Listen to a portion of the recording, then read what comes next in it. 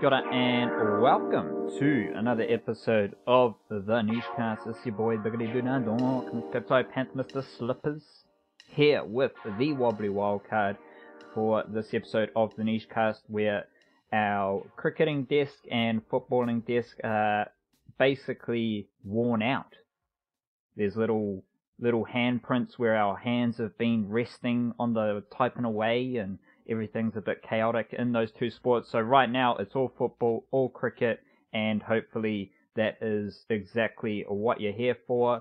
We just recorded a episode of the Newscast warm-up quartered off for our patrons, where we spent a fair bit of time talking about Sean Marks, Kiwi NBA GM of the Brooklyn Nets, leading a weird Brooklyn Nets team. So check that out for a little bit of extra content. Shout out to our patrons. Do support the Newscast on Patreon. That is the best way to support the Kiwi sports content. And of course, remember that Aotearoa is the best sports nation in the world. Probably the best creative nation as well. That's the premise that we here operate under.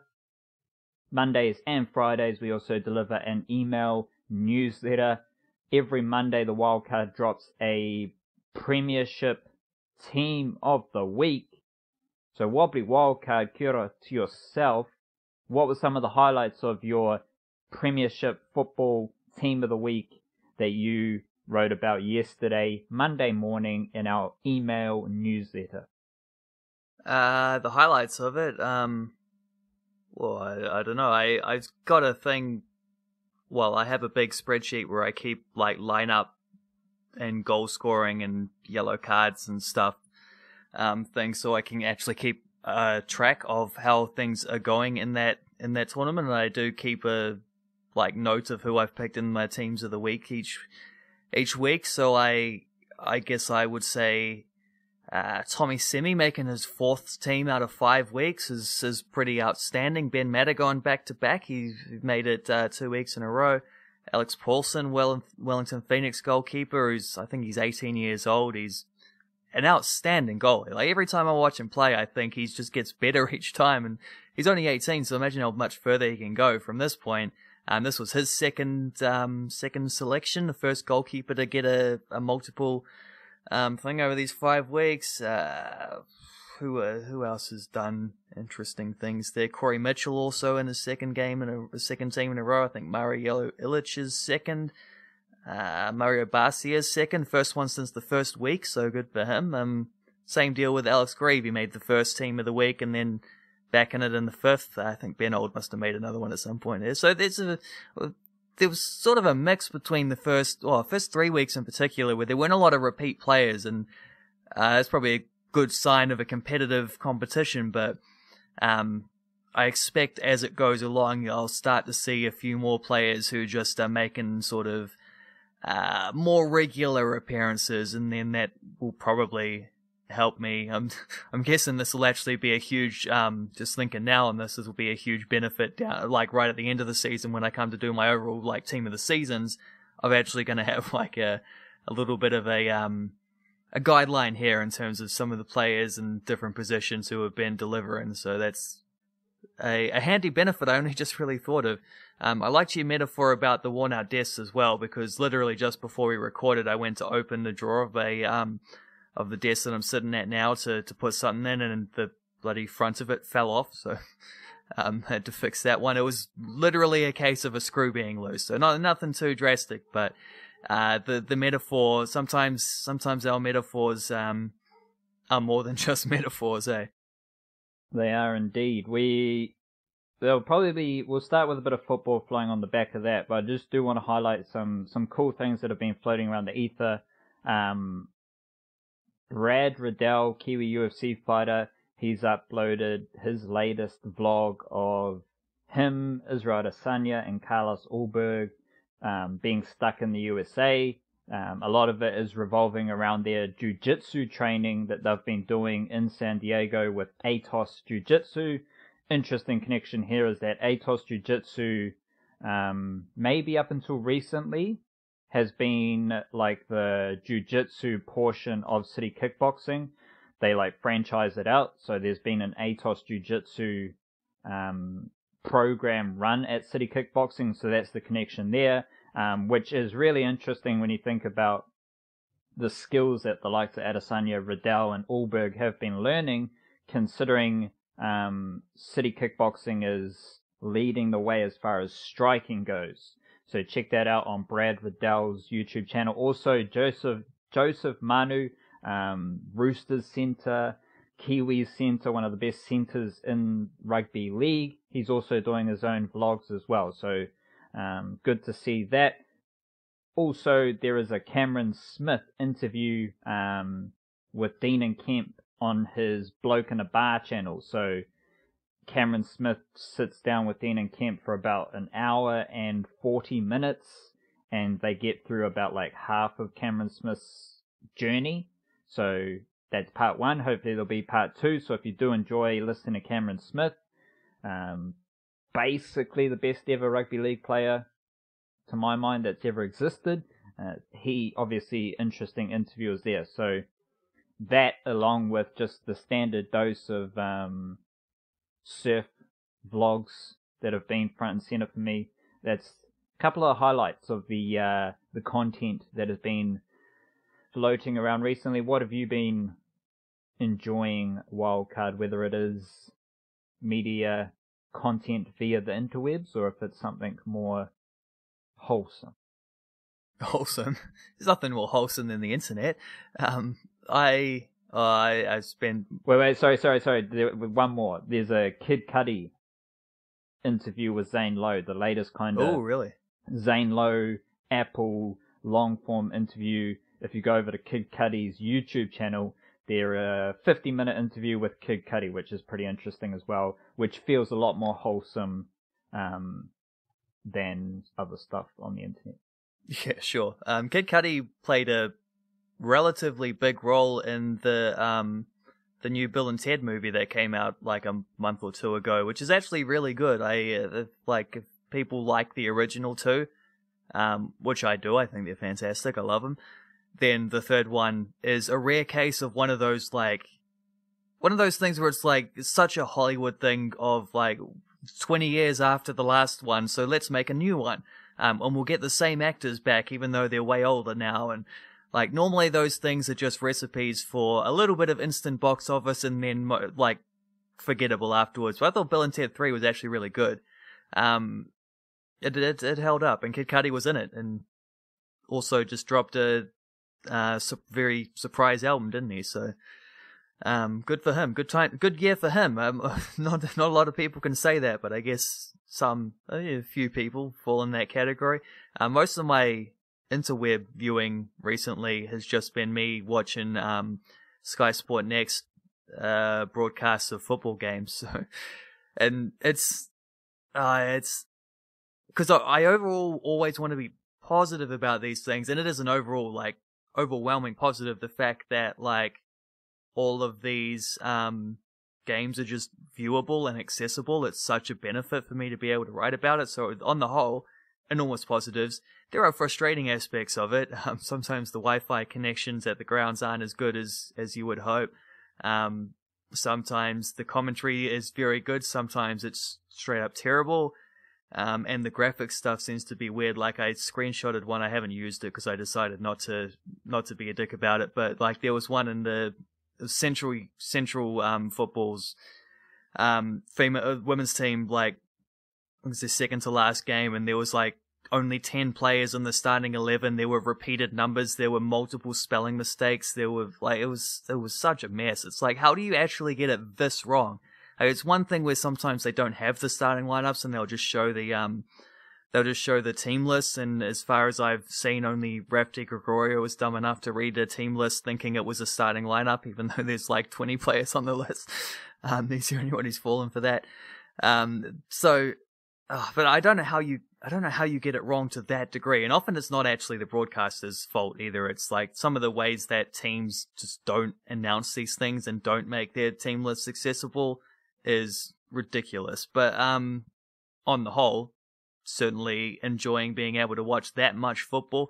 I'm at a bit of a rush though, because it's soaking up a lot of my time, and during lockdown, like it wasn't a start of the year thing, but during the lockdown when I just had more time to be able to read books, I sort of told myself, I reckon I can read a book like per week this year. I reckon I can get 52 books in like I had to do a bit of catching up at that time, but I was on pace at that time, but I've since fallen way back. I've got like a little over 2 weeks, and I think I need to read another 8 books or something, so I don't think I'm going to manage that one, which is disappointing, but I gave it a good shot, so I can at least be proud of myself for that much. Yeah, shout out to you. Good on you. Good on you. Raf Di Gregorio, despite what you said there, he seems like we were talking last week, what was it, the game where Hamish Watson picked up the boot. That was the Jason Pine Raf Di Gregorio commentary combination, which I really enjoyed, because you got Jason Pine kind of steering the ship, and he's just offering the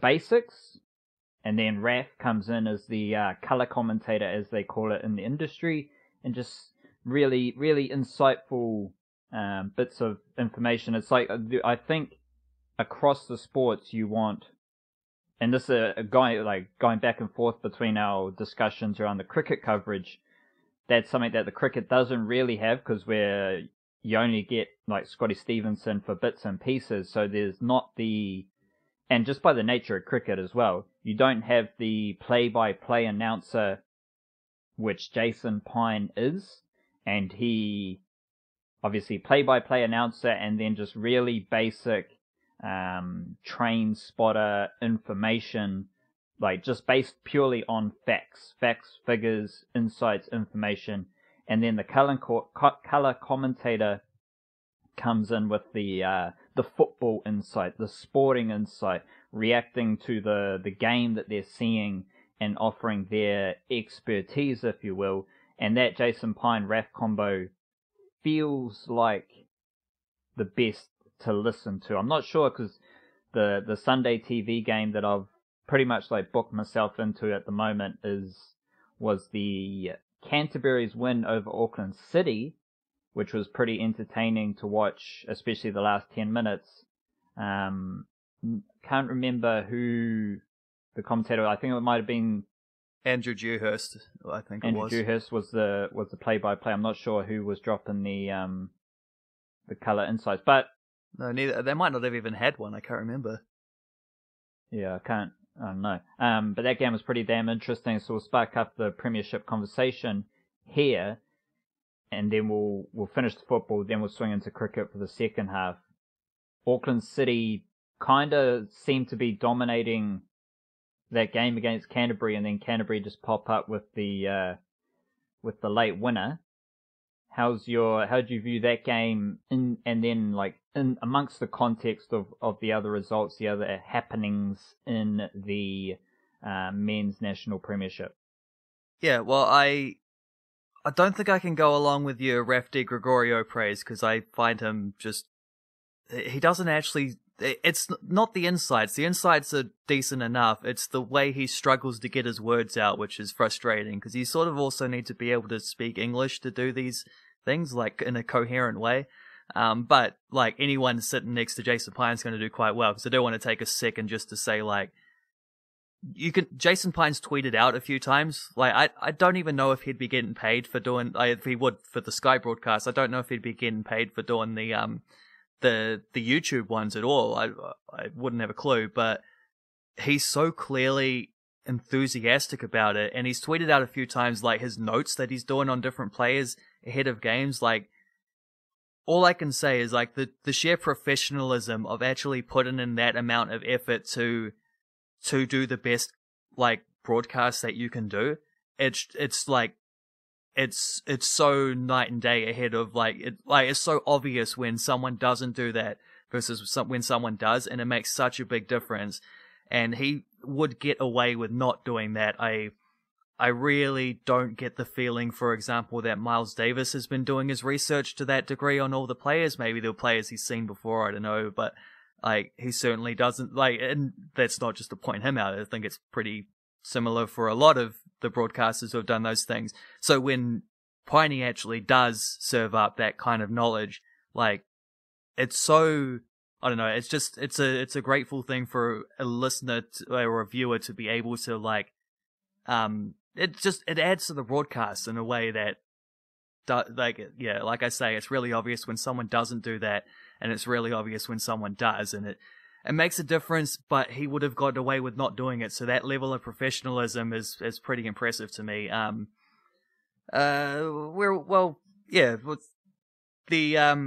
The Auckland City situation is probably a good one to start on, because that's an interesting one. They've not looked good in any of their 5 games, I would argue.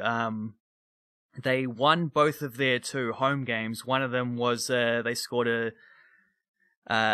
won 1-0 against Eastern Suburbs in a very even game. Both goalkeepers were excellent. This was first game of the season. Their goal was a penalty, so it wasn't like they it was pretty fine margins, so to speak. Their other home game was against Hawke's Bay. They had to come from 1-0 down. They scored, I think, a 90th minute winner or something like that to get there. So only just scraping over the line against a Hawke's Bay team that has lost all 5 of their games so far. And then on top of that, Auckland City have not won an away game. They've played 3 games away from home. This was the 3rd one. They haven't won any of them. They've lost to Hamilton. They drew with Team Wellington, and playing with 10 men for a lot of that game. So that was probably their best pure result of the season. And they, just lost to Canterbury in a game where they were all over them, and they're clearly getting better. Like, they need Emiliano Tade. They just don't have someone else who can do what he does as, like, the focal point attacker. And the balance of their team is pretty whack without him. Like, you got the most talented midfield in the competition when you got Cam Howis in there, Albert Riera, and Mario Ilic, but I sort of think you can only really play 2 of them at this stage. Like, if you've got Tade firing, then okay, that's a different story, but without him, I think they just need they need more players going forward, like just more options, and it's not quite 3 defensive midfielders, because Howison's quite good at pushing forward, and he's got a very good eye for a pass in the attack and third, but I don't know, I think Albert Riera maybe would have to be the guy to drop out there, and I think picking someone like a Yusuf Ali or there's a few others, Mohamed Awad could play a little deeper, like they've got options there, and I think maybe just being a little more aggressive, taking a few more risks would help them. But they've also been a bit shaky at the back at times, so it's tricky for them. They've just had so many injuries in defence is their problem, and then Bryant Kaltak was out suspended for this game, so that was obviously going to be a problem for them. Alfie Rogers is a fullback who was playing centre-back. Yusuf Ali's a midfielder, an attacking midfielder really, who was playing right-back, so it was a little bit makeshift, and for most, like, the second half especially, sounds like you got the same impression as I did. Like, the second half especially, they were really on top of that game, and it's not so much that they should have scored, like they were missing open goals. It's not that. Some of their finishing wasn't very good. Shots off target and whatever, and they were maybe overplaying things a bit too much. And like I said, the balance of the team wasn't great, and it's tricky when you've got that many injuries. And at the same time, though, it's, 5 games into the season, and Auckland City are not currently in the top 4. So it's an interesting one. It's their last ever season, too, because of the changes coming up to the Premiership. So you'd want to go out with a big bang, but at the moment, it's a little bit of a whimper, but as I say, like, there's one more round, and then there's a 3-week break, I think, over sort of Christmas, New Year's. By the end of that, Tade should be healthy again. Like, I fully expect them to come good in the second half of the season, but as it stands, at the moment, it's one of the most notable factors of the Premiership season so far is that Auckland City just haven't been anywhere near as good as they usually are. It's an odd one. It's an unexpected, it's an unusual one, but that's what's happening. 3 games away from home, they haven't won any of them. They're 2 games at home, they won, but by very fine margins. So tricky. Yeah, there's some stuff to figure out there. Were there any sort of like impressions or ideas that you got of Auckland City in particular from that game? Yeah, there was once again, thank you for bringing up the major football insights from yours truly here. There was basically when the Auckland City were controlling much of the game in the second half, everything was going through the top of the box. So it's quite similar to hockey in the sense that you want to have variety in how you're attacking, right? So in football, you want to go around them as much as you want to go through them. Because if you can go around, maybe you can hit the baseline, you can get a cross in, maybe you can across like over the top, across low, maybe you can just dribble along the baseline. That opens up space at the top of the box as well. And it's just having variety in how you attack the goal. Like these sports, you're attacking a goal, and a key thing that I've understood with those kind of sports is that you need variety in how you enter that kind of, whether it's the circle in hockey, whether it's the box in football. Obviously, football you can shoot from anywhere, but you just need variety in what you're doing. And Auckland City would do really well to basically get into whatever position they wanted to get in, but as soon as they reached that final third, everything was like funneled into the middle third of the field. Sorry, I'm using thirds like in two different ways there. No, I write about them in attacking midfield third, defensive third, attacking third. I often sort of break it up into those. I think it's pretty common. It's a good way to think of it, actually. No, but it's that way, but then it's also it's also the middle third long ways as well. So there's the defensive attacking middle, but then there's also like the center channel, goal to goal, where your midfielders are going to play, like your box to box midfielder. That's the middle channel of the football field, and that's all Auckland City were attacking.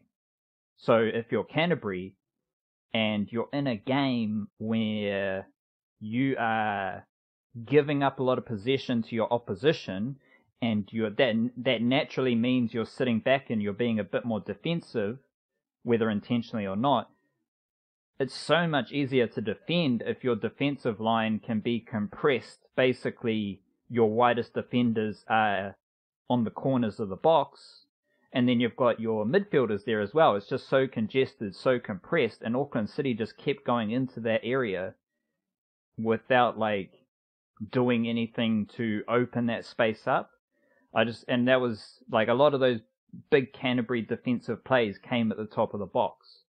Yes, there was some intricate passing that led up to that play and created space at the top of the box for Auckland City, but they just kept peppering that area without really trying to go around. Especially like, I don't know how you view someone like Logan Rogerson, but you can see that there's a bit of spice there, a bit of juice. Like he's a very, I don't know where he ranks for you wildcard as attacking players in the Premiership, but you can see he's up there. He's just got a little bit something different where like a lot of these players love to dribble, but he can find a little bit of space and have a crack and stuff like that, and he's getting the ball in congestion. Surely just like, if you've got possession and you're controlling possession, have him out wide and just like get him one-on-one without a helper defender right there to make it a 2-on-1 that he's never going to win. And then Canterbury make a couple right plays and they win the game. So it was just, that thing stood out to me as like I'm not sure how that idea fits into what your wider narrative around Auckland City and what they're up to this season. Is that like a trend where you haven't, because there's been other games where Logan Rogerson has looked lethal, as you've alluded to. So is it like, have they been struggling to make the most of their attacking weapons? Because they can clearly manipulate the ball really well in that midfield zone. Like they've got intricate passing, they've got quick feet, like they're quite nifty in that sense. But it just felt like they didn't, that flow didn't carry over into the attacking area of the field. Is that like an issue that has plagued them, or is it just something that stopped them from winning that game against Canterbury? Well, I sort of think that's been an issue that's always plagued them. It's the games where they have struggled is because of that kind of thing. Like they almost get too patient in trying to break a team down and just like believing because they've got 75% of possession or whatever, like, oh, it'll come, we'll just keep knocking at the door. And then sometimes you actually need to like barge the door down or maybe try breaking through a window or something like that. And yeah, like, as far as Logan Rogerson goes, I mean, he got injured in the first game of the season, came back in week 4. Without him, they had nothing up front. Like, and Muhammad Awad was out injured as well. He missed the start of the season because he had a concussion in a preseason game, so they held him back a little while. I think he came on as off the bench last week and started this week. He's a guy with a lot of guile, like the kind of guy who can unpick locks in those attacking thirds. That's like the exact kind of player they need. And then Rogerson having like directness and pace and skill and the ability to beat defenders, usually a decent finisher. Some of his shooting, some of Auckland City's shooting full stop in this game just wasn't good. If you don't get it on target, you're not going to score, you know what I mean? So that was, they've looked worse in attack, much worse than they did in this game. I think this game was less about not having like the players and a bit more of not having quite the right game plan, because you're certainly not wrong about that, just attacking through the middle. And it feels like one of those, like, it's like what I was saying about being too patient, and it's also just one of those things where teams, like, Auckland City aren't the only kind of team that fall. Like, Manchester City reminds me of them so much as well. When they struggle to break teams down, they also seem to have that same, like, sometimes you just got to try not the 80% pass, but the 20% pass. Just like take a risk, and maybe it's not going to work, but also maybe it will. You might force a defensive mistake or something unexpected. Like, you got to be willing to give up possession sometimes in order to score goals. And Auckland City maybe fell too much into that trap, especially against a Canterbury team that just have like. This, you must have noticed, like, the size of their defender. Like, Tom Schwartz is an enormous fella. Andrew Storr is a pretty big dude as well. Sam Field, not as much as the other two, but he's going to hold his own. They had a back three, so though they certainly, like, had numbers in the box. Corey Mitchell, really excellent, sort of doing the dirty work in front of them as, like, a defensive shield from the midfield. I think his game's gone to a new level in the last 2 weeks when he's been able to do that, like play specifically as a defensive midfielder and shielding the back line. I think that's definitely what he's best at. He's a guy who's played a bit of centre back as well in his time in the Premiership. So that, like, it just plays into Canterbury's hands. And I remember writing in my notes, I must have written it in the Premier Files write-up as well, like, when Auckland City were at their best, it was when they were getting, like, Yusuf Ali forward a few times from the right back and trying to overlap and bringing that width into their attack. And it was just so frustrating to see. Like, Jordan Vale at left back is such a good attacking player in those positions, and he just wasn't even involved in the game. You hardly knew he was there. And that's not the first game where that's been the case either. So it's a tricky one. I think also maybe Vale was told to be a little bit more, like, just because he had another left back playing at centre back inside him, maybe he was being a little more defensive just to protect Alfie Rogers. I don't know, but Rogers can play that role. He's not like he was getting caught out or anything. So, and maybe just a little too precious with the way they were trying to play, which is a problem that doesn't often happen for Auckland City, because usually they do find a way. Like, more often than not, that kind of football does lead to goals. It's just maybe at the moment when you combine that with the injury to Emiliano Tade, the fact that Muhammad Awad and Logan Rogerson have only, it's probably the first time either of them have, in fact it is the first time either of them would have played 90 minutes. I think they both lasted to the finish, I can't remember. But there's new combinations. Maya Bevan was their top scorer last year, and he's gone to play in South Africa. There's a lot of factors, and maybe that just tipped the scale a little bit towards where they had these problems. But yeah, like, Canterbury defended amazingly, and it played very much into their hands at the same time. Like, both those two things kind of add up to a tricky day at the office for Auckland City, who I think they've got the Wellington Phoenix at home this week. So probably a must-win going into the summer break, I would say. Having big defenders just amplifies any congestion, right? Like, if you've got 4 or 5 people in a confined space, if those 4 or 5 people are bigger, there's there's more congestion. So that kind of just doubled down on the issues. The width in football, like in a more general sense, is pretty interesting because you're talking about the like Auckland City defenders. You can get width in football from having the wing backs, or even just like a standard four at the back with your wider defenders overlapping or bursting forward. Obviously, you need to have plans and systems in place for cover defense. So you can have wing backs, you can have like fullbacks in a non-wing back sense who push forward as well, and then you can have your wide attacking players sitting out wide as well. So it's like there's different ways to get the width, which is pretty interesting. And I think back to, there's a video, I don't know if it's like a highlights thing or something, where Thierry Henry was doing an interview, or it was something like that. There's something on YouTube where I was watching Barcelona play football, and one of the key like coaching points was for Thierry Henry to stay wide, because in football the strikers kind of follow the ball a bit. So they, like, if the ball's going over to the right side, the strikers tend to just flow over to the right side, or, you know, they don't necessarily, if the ball's on the right side in a midfield defensive position, the left striker doesn't usually, to the best of my knowledge, sit way out on the sideline. That, like, there's a gravity to the ball in football, and I just vividly remember this because it was like a coaching point that I can apply to hockey as well. Where Thierry Henry, as soon as he went to Barcelona, was just like, just stay out there and you'll get your opportunity.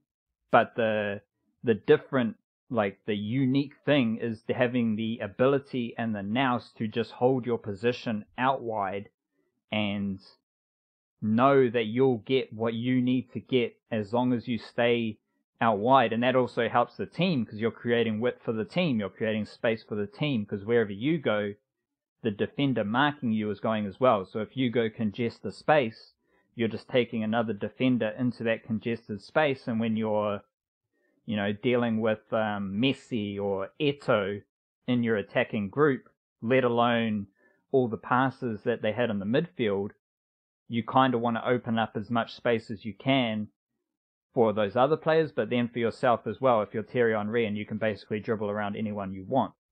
So I think that's just a interesting tangent on the idea of width in football, because it seems so important, yet there's also another style of football where it's more based around intricate small passing and like congesting space, and somehow that still works for some teams, but it just doesn't seem like a sustainable like way of operation. Because when you think about how some teams defended Barcelona, it was all about congesting. It was all about limiting the space between your defensive lines and the gaps, the passing lanes and stuff like that, because obviously there's another version of Barcelona where it's more similar to what Auckland City were doing with the small, intricate passing in that space on the top of the box.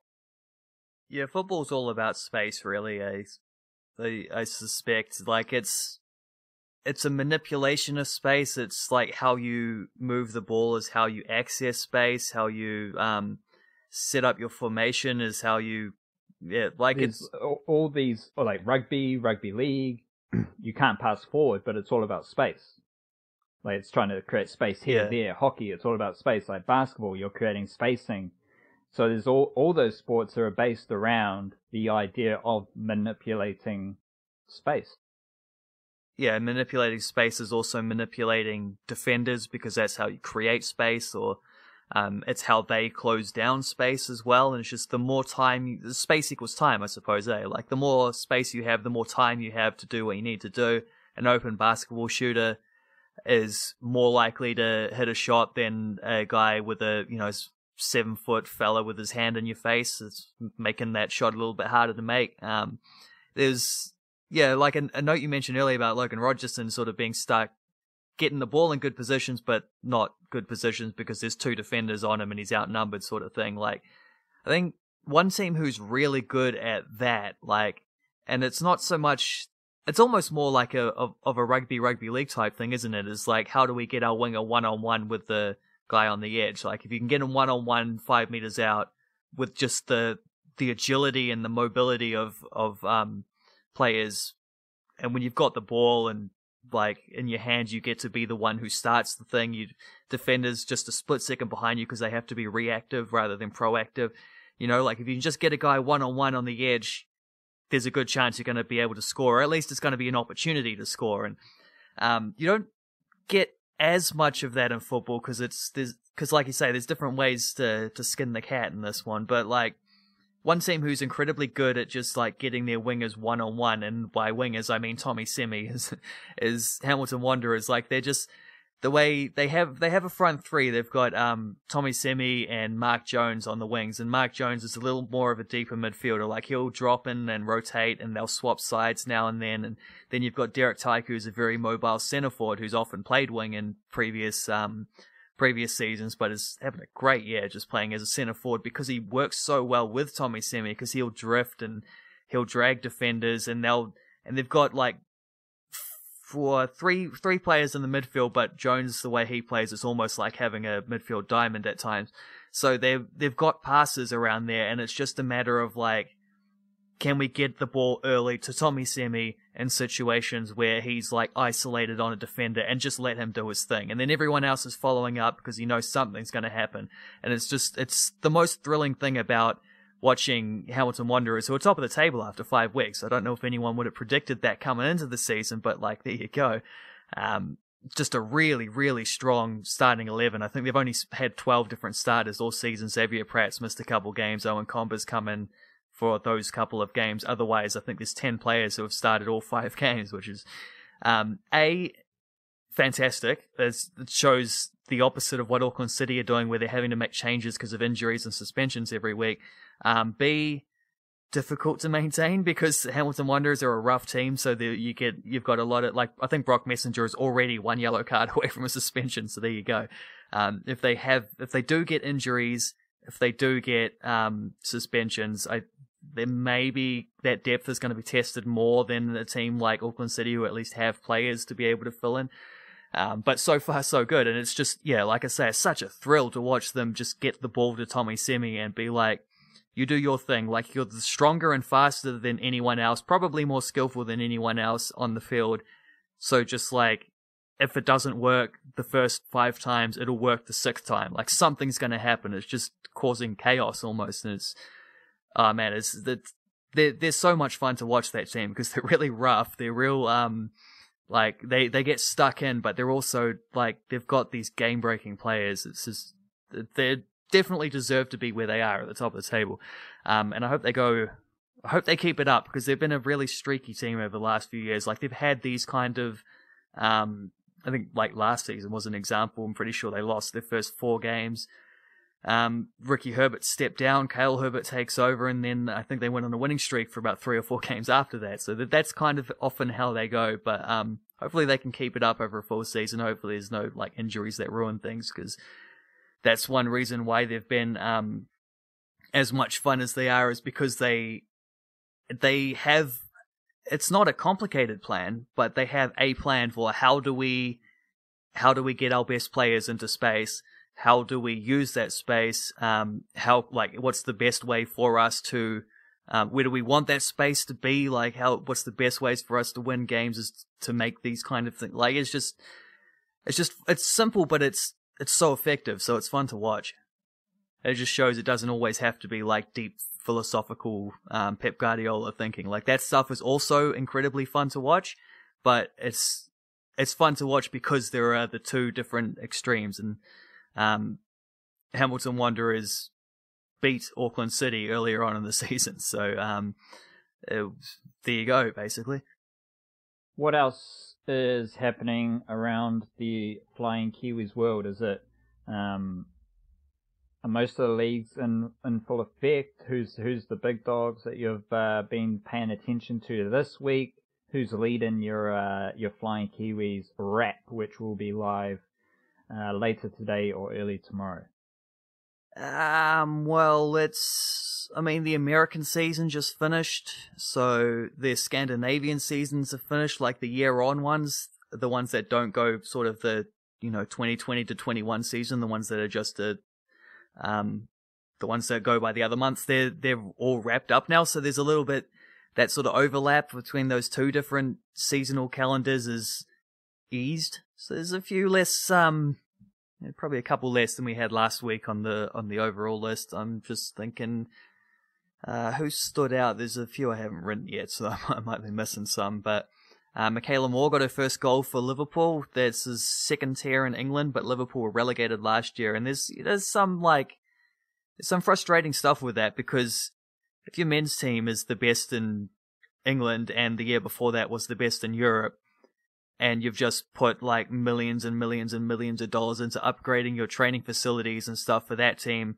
but your women's team in the same year gets relegated, it's a pretty shocking look for your club. Like, that's not good. That should not be allowed to happen, and it's so avoidable. Like, if you've got that much money floating around, it's not the margins between being successful, like in a women's Super League, which is getting more and more financially involved in that way, but like, it's compared to the Premier League, the financial margins of what you would need to like invest enough in your team for them to be better, like for them just to not be relegated. It's not hard. This is frustrating for them, but it's a good opportunity for Michaela Moore, because she turns up with a team that's just been relegated. They're looking to bounce straight back up. They got a lot of good players that are of Super League standard. She comes in, she basically does what she's done at every other step of her career, which is like rise to the occasion. When she came through with like Canterbury United, she was instantly pretty excellent, playing for like when Abby Urseg retired for a while there from the football ferns. Michaela Moore was the one who stepped up and took over there. When she went to Germany, it was the same. Like, just every opportunity she gets, she's a breakout player. And she's just last week she made her first league start for Liverpool, did very well. This week she backed that up. It was also her first start full stop as a centre back in her preferred position as well. She played a bit more of as a defensive midfielder earlier on off the bench and stuff for Liverpool and in a cup game or two. So, like, plays in her best position, plays very well, backs it up the next week, scores a goal in another clean sheet victory. So she's seemingly, just again doing that thing of just like stepping up to the plate whenever the opportunity arises. Also, best to shout out CJ Bott, who's been mentioned a couple times, because she won the league title, scoring a goal in the last game of the season that wrapped up the first ever title for Vålerenga there in Norway. Then that was like the start of an absolutely frantic week, like the biggest week in that club's history, where they had a Champions League game a few days later, which was their first ever Champions League appearance, having got through qualifying there. And then a cup final. The Champions League game didn't actually end up happening, which was weird. There was the team they were meant to be playing is traveling over from Denmark, and they had a positive case, coronavirus case within their squad, which they, isolate the player, get them out of the group into quarantine or whatever. But everyone else was considered by the Norwegian health ministry, whatever their guidelines, everyone else in the squad was therefore considered a close contact. So as soon as they got to Norway, they were going to be rejected and told to go back. And they said to UEFA, it's like, they're not going to let us in the country, so we just postpone this game? And UEFA was like, well, we can't be making these decisions preempting the Norwegian health ministry. Like, they've got to make these decisions for you, and we'll just go by whatever they say. And they're like, yeah, but they're gonna tell us to go back. We don't want to waste money flying in and flying back out. And UEFA was just like, well, there's nothing we can do, even though there clearly was. So they had to fly into Norway to turn around and fly back, and they've postponed that game until February, which is quite a long time away. But they will, so that they still are going to play the second leg in Denmark this week. So I think it's Thursday morning. So the second leg is going to be the first leg, and the first leg they're going to play in February, even though that's like 2 months after the second leg. It's a little bit confusing. But then they went and won the cup final, so that was cool. That made up for missing out on the Champions League game. And CJ Bott started too. She hasn't necessarily been starting a lot of these games, but I guess as a reward for, like, because she's been coming back from injury, so she missed most of the season. She's only really been back playing for a month or two. Started the cup final, played I think 99 minutes before she was subbed off in extra time, and then they scored a couple goals just after she went off. One of them was an absolute ripper, someone just like popping one in the top corner after beating a defender. Amazing goal. So yeah, League and Cup double there for CJ Bott is pretty amazing. And I'll just go through the thing as well, because they've wrapped up because the MLS season is finished. They've finished doing, like, as soon as the season finishes, they start having to do like their contract situations for the next year and whatever. And you know how Americans are quite weird when it comes to sporting contracts, and the MLS is the worst by far, because it's sort of like half the European football model and half the like NBA, NFL model, and it doesn't make a lot of sense. But Michael Boxall, he's still there on a multi-year contract. He was already, under contract. Same deal with Bill Tuiloma, so he's had his option picked up for next year, and I think there's an option for a year beyond that at least as well. Noah Billingsley, option picked up for next year. James Musa at Minnesota was not. He played a couple, 4 or 5 times, mostly off the bench throughout the season. Never quite broke through there, and he's had his option decline, so he's a free agent. Hopefully there are other MLS opportunities on the horizon for him. Winston Reid was probably the main talking point of these guys. His contract option was declined, but in sort of shady, murky circumstances, like because he's not actually a Sporting Kansas City player. He was only there on loan. So I think when they say they decline the option, I think that means they decline the option to buy. And that's to decline the option to buy a player who still has 3 years left on a Premier League contract, which was signed a couple years ago when he was still a regular starter. So therefore money that probably an American MLS team cannot afford to play outside of maybe the LA teams and the one affiliated with Man City. Like, it's probably silly money for a team based in Kansas City to be spending. So I think more likely, they've certainly said they're still in negotiations to try keep him. It's probably a good thing for Winston Reid if he could have another full season there, just playing lots of games, and he seemed to be doing very well there as well. So they're hoping to get him back. Probably, they didn't say, like, the coach was just a weirdo in his press conference where he sort of, trying to intimate things that didn't actually, like, saying things in a way where it sounded like he was saying more than he was, but he wasn't actually saying anything, and just not answering the questions that were asked of him directly. And but it sounds like probably if they can get him back on a similar loan deal to what they did this year, then they would be very open to that, which is probably the best case scenario, because Winston Reid would probably have to slap his agent if he talked him out of like 3 years of guaranteed West Ham money the rest of the way. Elliot Collier, his contract picked up for 2021. That was cool. Kyle Adams's was not. He was signed to Houston Dynamo, but never actually spent any major time there. I think he was around through preseason and the start of the year, but the start of the year didn't really happen. I don't think he even made a matchday squad through the season. He spent most of it on loan in the USL, with the same team he was playing for already, their affiliate team. So, worst case scenario, I expect he just goes back there. Maybe he gets an opportunity to try win that spot back in preseason on a different contract. I don't know. And the only one we haven't heard of yet is Declan Wynn at the Colorado Rapids, but he didn't play a single minute all season, so and he's off contract. So if he does get a new deal, I would be absolutely stunned. I think most likely that guy, unfortunately, just going to have to look somewhere else for his next Well, I say unfortunately, but he wasn't playing, so I think everyone would be quite happy to see that one change. Don't know exactly where that would be, if that would be USL or if he'd even, I don't know, maybe even might want to try an A-League team or something, but or to head to Europe, I don't know, but vast open horizons for Declan Wynn. It's up to him. He can do what he wants, which is the good thing of, like, it's always frisky for footballers, professional footballers, when you lose your contract, but when you're in a bad situation, maybe sometimes that feels a little bit more like just a leap into the unknown, but in a positive way, where it's like, well, I'm free of this situation that wasn't working for me, so let's see what we can do next. There's also a bit of movement with the women's, is it the W League or is it the Women's A League in Australia, with New Zealanders going to play in the Australian competition. So do you know, can you just break down that quickly? Because I think it's an interesting pocket. Like, there does seem to be quite a few New Zealand players taking up opportunities over in Australia. I don't know too much about like when that tournament starts, like how many numbers we are talking about, and just those kind of details. Do you have any insights to offer there? Yeah, I got you covered there. There's 7 players who have signed so far in the W League out of New Zealand. That starts same time as the A League, so just after Christmas, like I think the 27th of December, I think it is.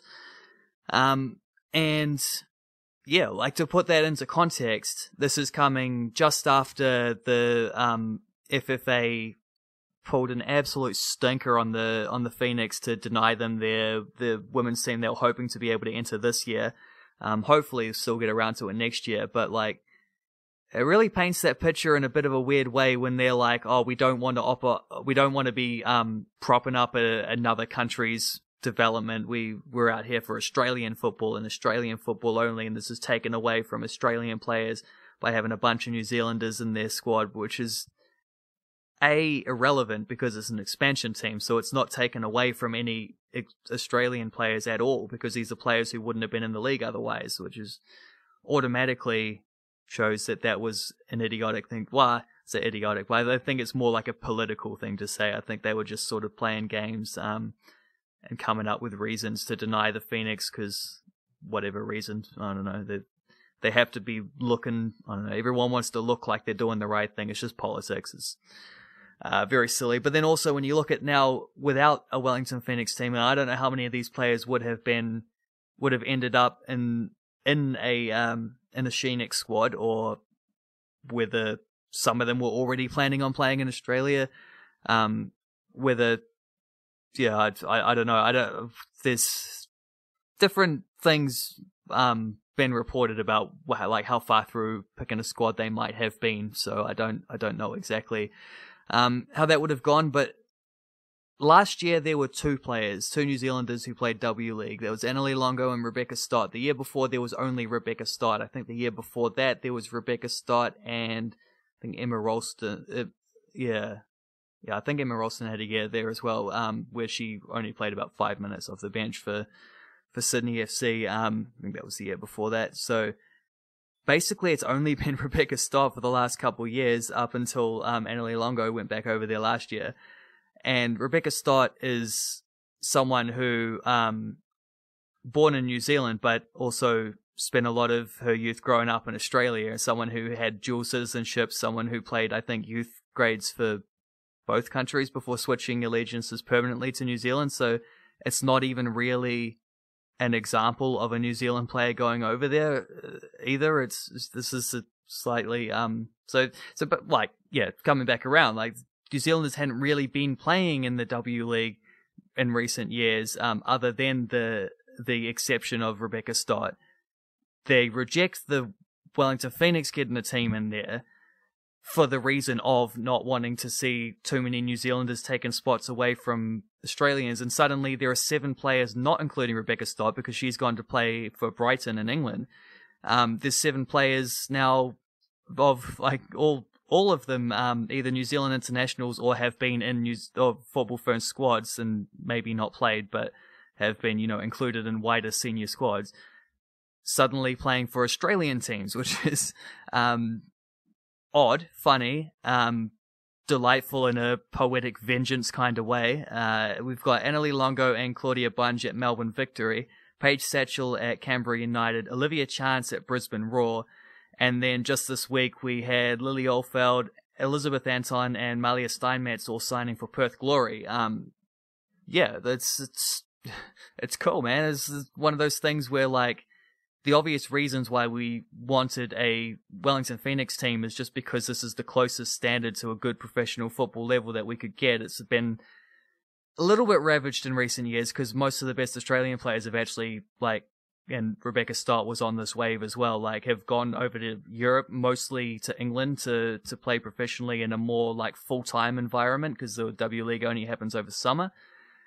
So it's a little bit of a, like the standard will probably drop just a little bit this year because of that. But then also maybe that's why teams are a bit more open in terms of what kind of international players they're looking for. And now we do at least have 7 Football Ferns squad caliber players, all gonna hopefully be playing pretty regularly as well, because they'll be registered as international players playing for Aussie clubs. So you don't sign international players unless you think they can contribute to your first 11, and that is all. I don't know, it's all good, positive stuff, I think, for the overall. It's only about a third of the quantity of players we would have had if there'd been a Wellington Phoenix squad. But in the absence of a Wellington Phoenix squad, I think it's kind of notable that this year there's just this big surge that hasn't existed. I haven't finished working through the different seasons to try to see, like the all-time stats and who's played, like which New Zealanders have played. I know there's about 20 odd or something that have played all together. Rebecca Stott far and away with the most appearances as New Zealanders in the W League, and so to have 7, I'm pretty sure will be the most New Zealanders ever had represented in this competition, and probably by a bit of a big margin as well. It's just kind of funny that it happens this year at the same year that there was this big like little kerfuffle over the Wellington Phoenix being able to put a team in because of not wanting to register New Zealand players as locals for them, and then suddenly there's a bunch of New Zealand players playing as internationals for these Australian clubs. I think it's kind of delightful in that way. Seems like the exact same number, 7 or 8 women in the Big Bash League from New Zealand, so it's corresponding with that. We might have to put something together where it's, because it's not the same for the men and the women. Like there's, obviously we've talked about a lot, there's not many men in the Big Bash League, and there are different mechanisms behind all of this. So there's not many Kiwi recruits in the A-League, and I'm thinking about like the growing number of basketballers now lining up for this coming NBL season, but that doesn't quite, like, I'm not sure if that flows into the women's basketball league, so you can't, like, it's not a blanket thing that you can put across the whole men's and women's competitions in Australia. But off the top of my head, you mentioned 7 for the W League. There's about 7 or 8 off the top of my head women in the Big Bash League, Women's Big Bash League. And then how many Kiwi basketballers will play for Australian NBL teams this year? How many do you have? Like 5 or 6? Yeah, if not 7 or 8. I can check that in a sec. Let me just find the thing and then I'll get back to you. But like you got what, Max Starling, Yanni Wetzel, Shea Illy, here we go, Tyrell Harrison, Ruben Tarangi, I said Max Starling, Jared Kenny, Taylor Britt, Jordan Natai, Isaiah Mariahuhu Liapa. A couple of these are development players, so that's, what are we, 1, 2, 3, 4, 5, 6, 7, 8, 9. 9 of them. Damn, so we've got 7 women competing in the W League, 7 or 8, off the top of my head, women who played in the Women's Big Bash League, and now we're dealing with 9 basketballers who are taking part in some way in the NBL. That seems pretty interesting. We might have to compile that just to put all of that into one place as something just to... It's pretty interesting. I just find it interesting. Yeah.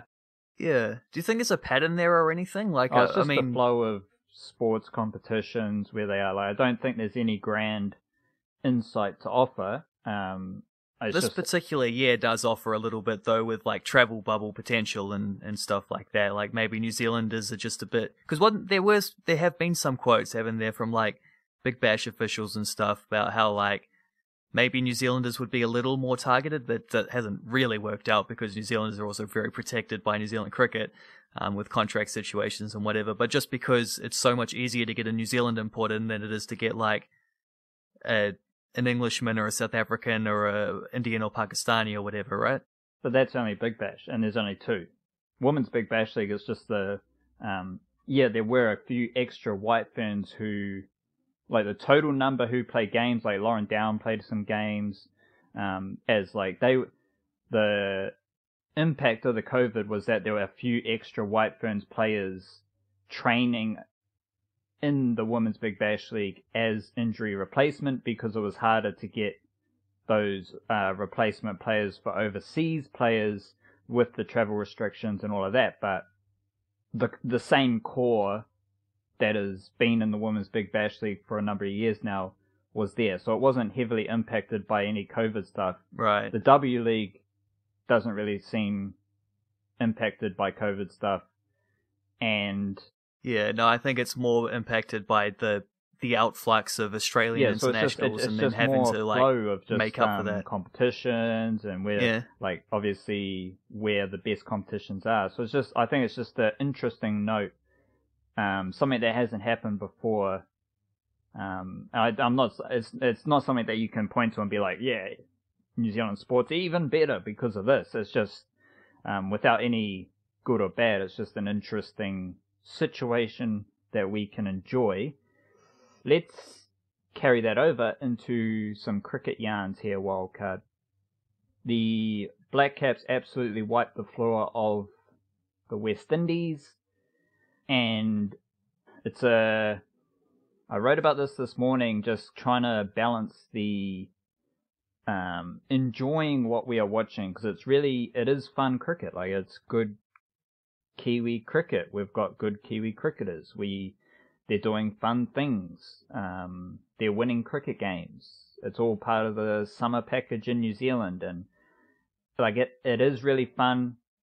These guys are playing cricket, test cricket, at a super high level. They are dominating basically anyone who comes to New Zealand.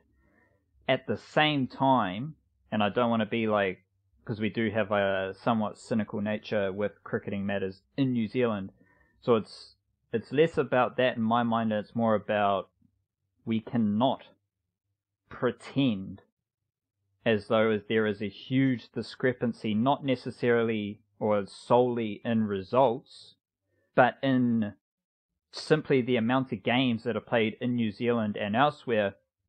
And I do want, as I explored this and writing about it this morning, you realize how everything has been set up basically perfectly for New Zealand cricket with the Black Caps test schedule.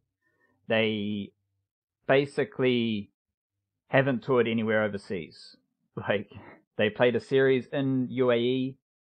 They won that series, which is impressive. Shout out to them. Even a drawn series in Sri Lanka last year was pretty impressive. Those are good markers of a really solid Black Caps team, is that they can go to the complete opposite conditions of dry, spinning tracks, and they can win and also not get beaten. Because a drawn series in Sri Lanka, regardless of how strong Sri Lanka is, a drawn series is still respectable. 1-1, you win a test, you lose a test, that's solid. I like that. I obviously like defeating Pakistan in the UAE. And then their third, I think it was third, they had 3 overseas trips, overseas series, since the start of 2017, maybe 2016. Let me just double check this. Yeah, so basically the start of 2017, so 2016-17, since then New Zealand have played 3 test series overseas over the course of basically 3 summers, 3 to 4 years. There have only been 3 test series played by the Black Caps outside of New Zealand. At the same time, England have made 2 trips to New Zealand. West Indies have made 2 trips to New Zealand, and I think the other one is Bangladesh have made 2 trips to New Zealand for Test series. So England, West Indies, and Bangladesh have almost played as many tests in New Zealand since the start of 2017 as New Zealand has played anywhere else in the world, except for New Zealand. So we're dealing with this like super enjoyable, successful period of Black Caps Test cricket. The Test Match Championship is a bit better reflection of where New Zealand is at right now, because it's a bit more recent, so there is a bit more, like it includes the series in Sri Lanka, it includes the series in Australia, so there's a good balance there. But especially the Test rankings, like that, let alone all the individual statistics, the Black Caps team success, all of that is like compiled together as a means to explain that New Zealand's one of the best Test nations in the world, which they might be, but at the same time, we cannot ignore the fact that this has been about as easy a schedule as anyone has experienced in Test cricket. Like they literally very rarely play Test cricket outside of New Zealand, while all these other teams are making multiple trips to New Zealand, which is known as a really difficult place to tour cricket-wise. Let alone in right now wildcard, this has to be mentioned as well, because West Indies and Pakistan have both had minor brushes with the isolation rules and regulations while in New Zealand, which is a reflection of all the travel and bullshit they've had to put up with just to play cricket, whereas the New Zealand cricket team just stays in New Zealand. They don't have to go through, different players have to go through the isolation quarantine, but as a team, the Black Caps Test team doesn't have to. So I just find it like it's such a balancing act, and I've mentioned balance when talking about this for the last few weeks, but I've come to like a real clear thing. Like, yes, we can celebrate this Black Caps Test team, but at the same time, we have to recognize that this is an incredibly, like, relatively speaking to the other nations, 3 nations who have toured New Zealand twice during this period, relative to the Test cricket world, this is a super easy period of games for New Zealand.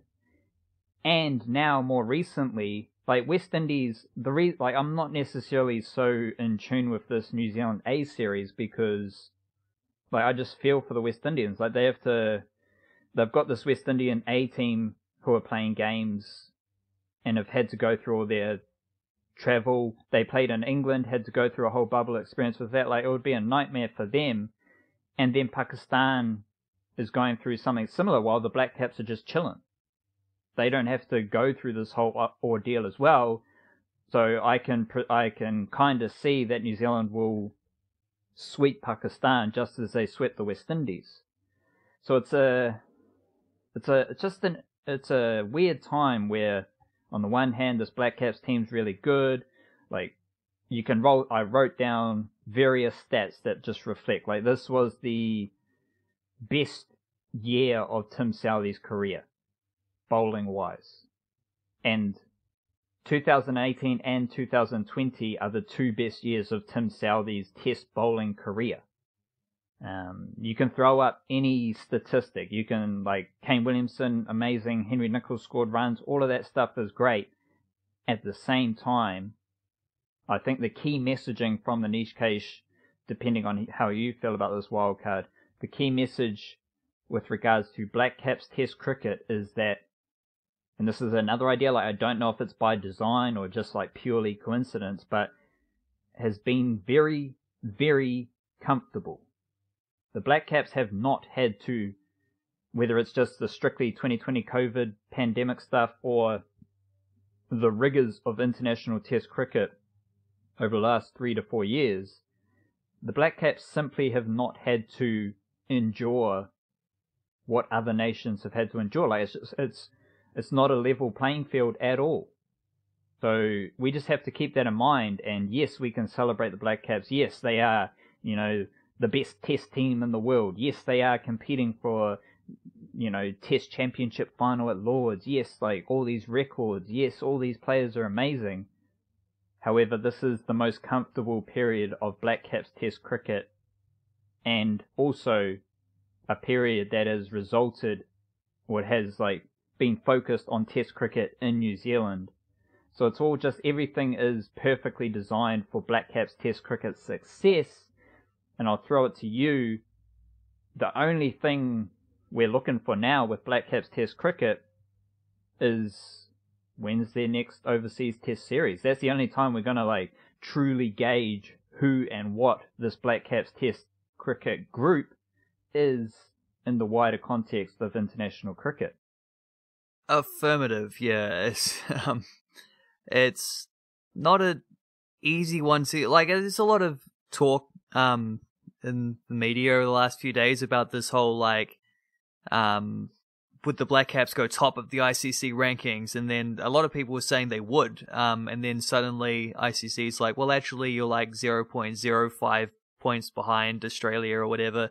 And then a bunch of people being upset at this, where it's I don't want to be ranked ahead of Australia on the ICC test rankings right now. I don't actually want that to be the case, because we played them about a year ago and got absolutely demolished. And obviously some extenuating circumstances there with a few players injured, and you just can't rock up to Australia with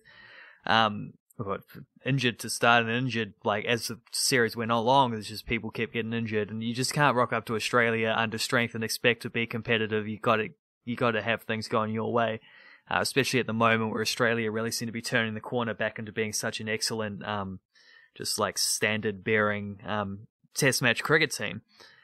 And I don't, it just wouldn't, it would feel hollow to be ranked ahead of Australia right now in the wake of that, because it would show that the rankings are, as we know this to be the case, the rankings don't really matter. The rankings don't follow you out onto the field to play your next game or anything like that. They're just sort of an arbitrary way of putting things together.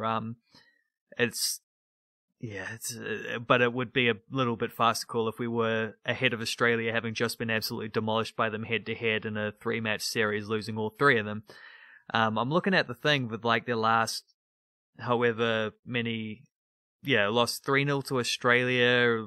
Before that, it was the 1-1 draw in Sri Lanka, which is decent result, but at the same time, I think the Black Caps would have felt like they could have at least, they lost the first test and then they bounced back really well to win the second test, but losing the first test felt like one of those kind of travel circumstances that you're mentioning. I think that was the first time they played after the World Cup, and they just maybe weren't, it just took them a game to get going properly, and they that's still a regrettable one as far as the Test Championship goes. It's their first Test Match Championship game, and to lose that one and drop those points is a little bit of an opportunity they can't get back. And before that, it's a bunch of in New Zealand. There is the Pakistan series in the UAE, won that 2-1.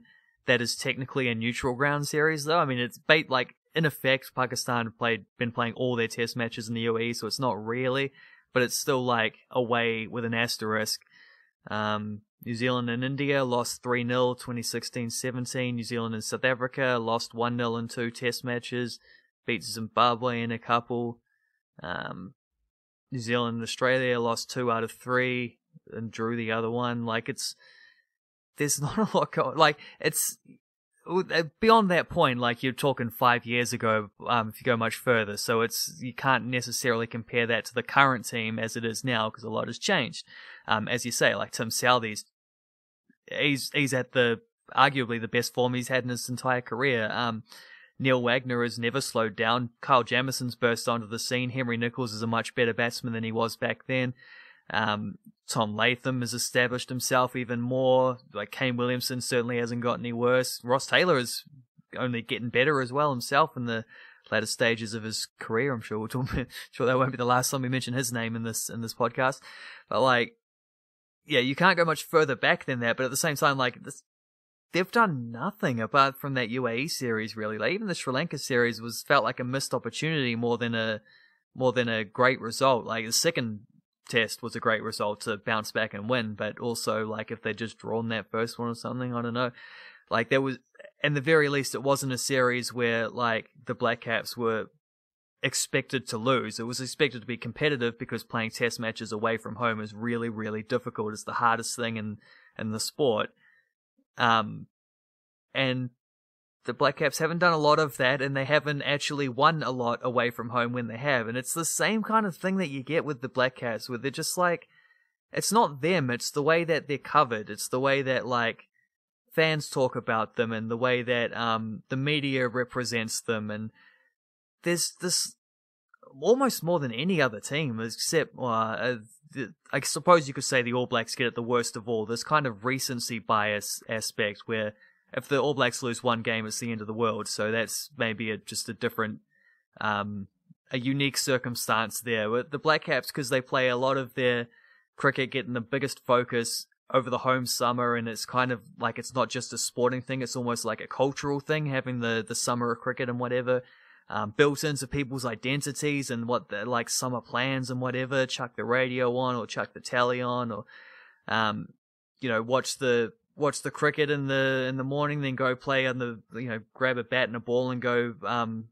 repeat the dose on the beach or in the backyard or whatever afterwards. It's almost like a factor of people's identities. That's the focus that gets that's when everyone is talking about the Black Caps. And then which they haven't been doing recently, there've been at least 2 years of the last 4 where I don't think they've even had a winter tour. But when they do go away on their winter tours, it's often happening overnight or whatever, or it's just not in as stark a focus, and it's just like, that stuff gets slept on a little bit more, even though that's like the real test of character when it comes to, like, everything that they've done in these 15 test matches in a row at home, undefeated, is fantastic.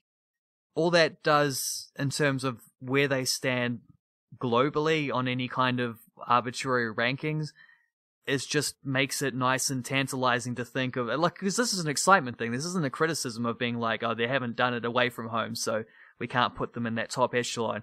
It's like, no, they haven't really even had an opportunity away from home, which makes that really exciting to think when they do get to, like, put this top strength team to action in an away series, just how much fun that might be. Because we haven't seen that yet. We don't know exactly how that might look. The Australian series was compromised, obviously, plus it's just really, really difficult to beat Australia in general, even if they did have their best players. But, like, how would we go if we were playing in England coming up? There's meant to be a series back in August in Bangladesh. They got postponed, maybe cancelled. I don't know what they're going to do with that. For the Test Championship, like, that would have been a really tough test. Bangladesh in Bangladeshi conditions. That's Bangladesh over here is one thing. Bangladesh in Bangladesh, very different prospect. Like, those kind of tours. If we could go to the West Indies and play them in their conditions, South Africa would be a really fun place to tour. Right? Like, the thought of this team going on those tours is very exciting because it feels like we could be competitive in a way that we haven't really been in the past. We just haven't had the chance to see it yet, right? Like, that's the problem. It's just we haven't had the opportunity to see what this team at this level might be able to achieve. But it's also true to say that until they do that, you can't be calling them the top test match team in the world or anything like that. And if any rankings suggest that they are, then those rankings are just wrong.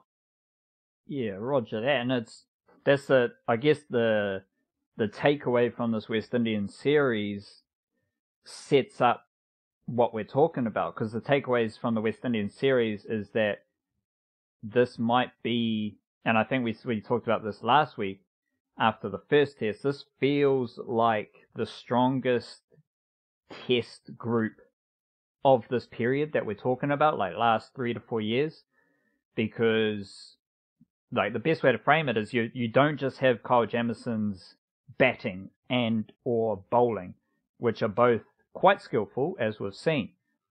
It's the fact that Kyle Jamieson's presence, like, that's the latest development, is Kyle Jamieson, So that's the thing that's taken this team to the next level. But it's based around his presence and what that does for the makeup of your team, because you can take this Black Caps test team and play Kyle Jamieson ahead of Daryl Mitchell and Colin de Grandhomme, and then you can also fit a spinner in. Alternatively, you can continue to play Kyle Jamieson as an all-rounder, and maybe in certain conditions you can take out Neil Wagner, and then you can play with 2 spinners and still have 3 decent seamers. Like, there's just the presence of Kyle Jamieson and what he has shown us throughout 2020, because we go back to the India series earlier this year, he was equally as fantastic. His skill set, and then what he, like, the doors he opens and the options he makes available. When I'm thinking about how this Black Caps test team can be competitive around the world against anyone, the presence of Kyle Jamieson is what makes me excited about the prospects of the Black Caps test team in that, international context.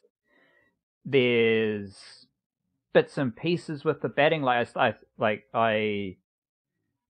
Watling has shown that, like, he's still got another couple years. Like, he still looks at ease in Test cricket, so he's going to be there. So you're kind of, whether you view Tom Blundell as the best opener right now, maybe that's Will Young. Either way, I still think that's the best possible team, because we can't throw up any other names that haven't played Test cricket, because they haven't done the job in Test cricket. And even in saying that, like, the batting lineup is so strong: Tom Latham, Kane Williamson, Ross Taylor, Henry Nicholls, Kyle Jamieson, BJ Watling, Tim Southey, like, let alone if you want to inject Mitchell Santner in and his all-round skills, like, whatever you want to do, the batting lineup is still strong, that you're basically only carrying one batsman who's a bit dubious, whether that's Tom Blundell, whether it's Will Young, like, dubious in the test match arena. So it just feels like that's the best test group that I've basically followed in my life. Like, I don't think I've felt this confident about a Black Caps test team. But until they play overseas, like, we're never going to feel that satisfaction. We're never going to get that fulfillment of the seam attack in operation in South Africa, in England, or the balance on offer. So you can still have an almighty test team with a couple spinners, so that puts you in a great position to tour India, Sri Lanka, Bangladesh, UAE, West Indies. So it's a strange situation. I will touch on Henry Nicholls, because I need to shout out Henry Nicholls, because there was even we talked about it a wee bit. There was a fair amount of talk about his lack of test match runs. However, he's had a fantastic period of cricket outside of test cricket. Like, he was the best batsman in the ODI series against India. Didn't do too much in the test series against India. Last summer in the Ford Trophy, he played 3 games, had a century and 2 50s or something like that. And then in the Plunket Shield, like this summer leading into this test series, he had an 87 in the Plunket Shield, 76 in a tour game against the West Indians, and then a 43 not out with a strike rate of 107 in the Ford Trophy. So Henry Nicholls has been fantastic, whatever format you want to put him in, and he just finally broke that statistical hump in Test cricket. This flows, so there's that idea of basically everyone in New Zealand is celebrating the Black Caps, and there's that's the agenda, or not agenda, but that's the yarn that we're seeing around the various traps of New Zealand sport, and just celebrate. That's where I feel our duty is to also suggest that, like, to also point out that various factors have been hugely in favour of the Black Caps, just to keep it real. Then we come to this Black Caps test T20 squad to face Pakistan, and there is the key headline is Ross Taylor's dropped. Now, we've been here before, and this time around, statistically, there's a decent case for Ross Taylor not playing these T20 fixtures. We're going to get a bit excessive on defending the Ross Taylor, because we did it back maybe 2017. We went deep in support of Ross Taylor against the regime, and we're going to do it again. But this time it's a bit different, because this T20 squad against Pakistan is clearly taking the piss. So how can we put any weight on Ross Taylor not being there when Ross Taylor's playing Test cricket? He's just played 2 tests against the West Indies. Straight after these T20s against West Indies, he's got 2 tests to play against Pakistan as well. So you could just say Ross Taylor's having a break. And then Gavin Larson comes out with all this shit about Ross Taylor, like we're looking at other players. All he needed to say was Ross Taylor deserves a break. Happy days. Like, it's all good.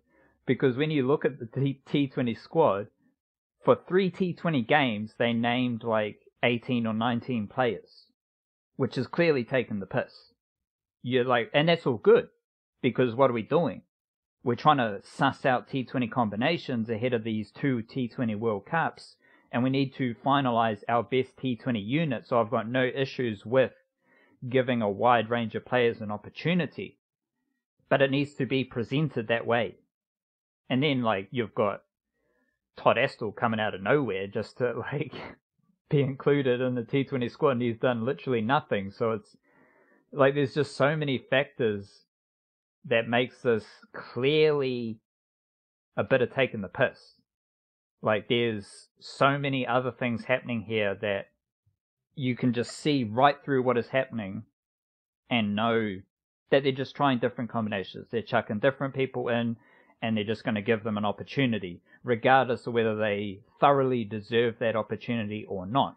I'm not going to sit here and break down why this player should be selected ahead of this player. That's not what's important right now. What is important right now is casting a big net, bringing that net in tight for the best T20 group for this back-to-back T20 World Cup period of international cricket. Yeah, in no way was that the vibe. Any media reported on it, whether it's the Cricinfo headline is Ross Taylor dropped, let alone the yarns that were thrown out in the New Zealand media, let alone Gavin Larson saying Ross Taylor misses out because quality and form of the rest of the squad. You've named 20 players for 3 games. That's not why Ross Taylor's not there. He's not there because you're taking the piss. It's a very strange. On the one hand, it's so clear, and I'll write about this tomorrow, so hopefully be able to, share this, flesh this out in the written format. On the one hand, it's so clear what's happening, but the way New Zealand cricket and the way the media is presented makes it seem very different to what is actually happening. But what is actually happening? Because the taking the piss thing is true, but Gavin Larson just straight up, I watched it live, stood there next to Craig McMillan and I think it was Brendan McCullum or something, and on the Spark Sport coverage, and straight up said, we've not picked Ross Taylor for performance-based reasons. That, yeah, we've been here before, it's why this is so stupid. It was Gavin Larson last time as well, saying, we've dropped him. He'd just come back from his eye surgery, and they're like, no, we want him to play Super Smash. We've picked a team based on who we think are the players who could, and you had the most obvious excuse in the world back then, whenever it was, 2016, 2017, I can't remember, it might have been actually the summer of the both of them, the most obvious excuse in the world. He's just had eye surgery. You just say, well, he's not ready yet. And then you don't have to, that's how you treat a senior player when you don't pick them. You come up with some dumb excuse and say that they're injured, or in this case, the most obvious excuse in the world, we're resting him. I mean, they don't say that Kane Williamson, Daryl Mitchell, Kyle Jamieson, Tim Southee, Trent Bolt. You're not saying that those guys have dropped for game 1. You say, no, we're giving them a rest because they've just played in a test match, and presumably Taylor would have been in the same boat. wouldn't have been considered for game 1, but would have come back in for game 2 and 3. Mitchell Santner is captaining them in game 1 and then having a rest in games 2 and 3. Mitchell Santner's not dropped though, and the old mate's not coming out there and saying like, well, we just think Ish Sodhi and Todd Astle offer a better balance to the team, and their performances mean that we don't think. Well, you can't say anything about Todd Astle's performances because he hadn't done anything. He only just popped up in this current summer a couple of weeks ago because he doesn't play red ball cricket anymore. Where he's come from, I have no idea. He's like the like the horse just makes a mad gallop over the last lap and suddenly like surges up on everyone, and where did this bugger come from? But no one's out there saying Mitchell Santner's been dropped for games 2 and 3, so he's having a rest. Like, you could have just said Ross Taylor's having a rest. Kane Williamson, Trent Boult, they weren't dropped for the last, the West Indies 2020 series. They were having a rest. Like, I just this is what I don't understand, is because I don't agree with it, but I can see the case for saying Ross Taylor isn't in your first 11. I repeat again, I don't agree with it. I think if you're going to pick based on form in recent years, Ross Taylor's ahead of Tim Seifert, so why don't you just give the gloves to Devon Conway and say, this is our best batting lineup? If you're so insistent on picking Phillips and Conway, which, by the way, is a really exciting thing, and there's nothing wrong with that. And if you want to pick Williamson in there as well, there you go. But I think Williamson, just personally, like if I was putting together a batting lineup, it's Williamson and Guptill opening, it's Conway and then Phillips, probably in that order. Then you have Taylor, then you have, say, Neesham, etc.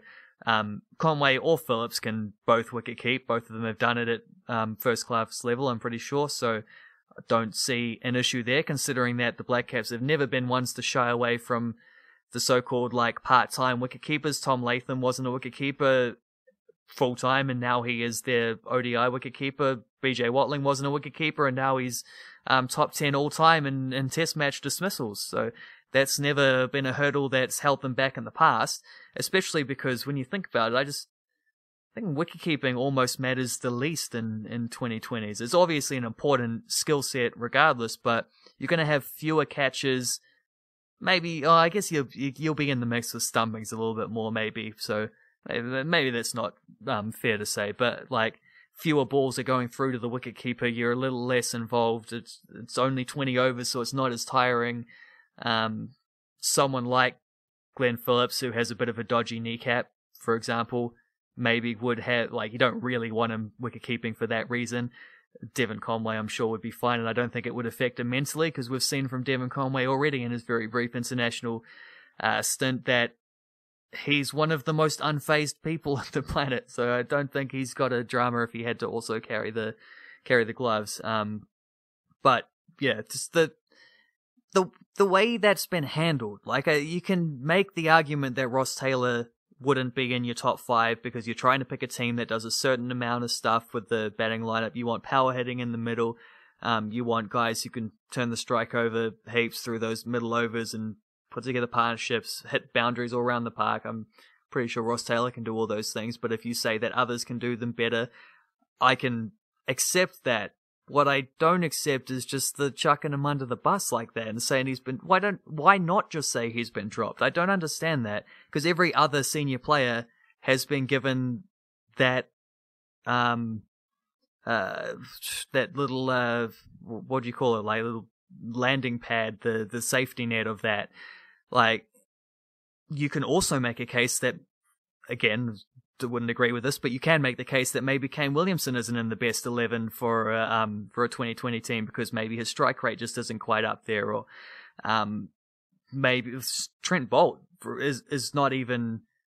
It just, for a while there, it seemed a little bit sacrilegious to say Trent Boult wouldn't be playing, but the strength of the New Zealand like cricketing scene at the moment means that guys like Trent Boult shouldn't be automatic selections in all 3 formats of the game. They need to earn those selections. And I was thinking about this watching the test stuff. Like, if you did want to drop one of those 4-seamers to pick, like in an away series in, I don't know, in India or whatever, and you wanted to pick another spinner, maybe you want to pick 2 spinners, you drop the all-rounder, pick a spinner, and you want to drop one of the 4-seamers to pick a spinner, it might actually be Trent Boult who would be the guy to step, like it has been Tim Southee in the past, but Tim Southee's bowling better than Trent Boult at the moment in test matches, and doesn't mean Trent Boult's bowling badly, it just means that then also Neil Wagner is the guy who maybe is going to give you a wicket out of nothing, Kyle Jamieson gives you the best batting of any of that quartet, maybe it's Trent Boult who would actually have to step aside and sit one out for a second spinner to come in. Like,